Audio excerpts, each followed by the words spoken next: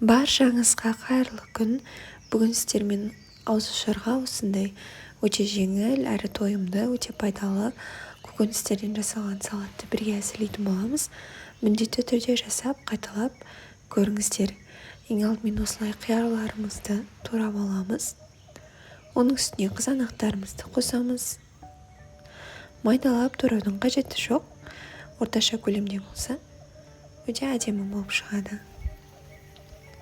Оның үстіне қайнатылған жұмыртқамызды қосамыз.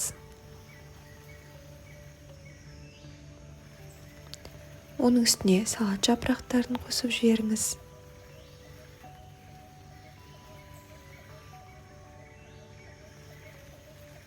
Керешке саласыз, кез келген консервіленген кукурузды қосып, кукуруздың суын да қосып жіберіңіздер.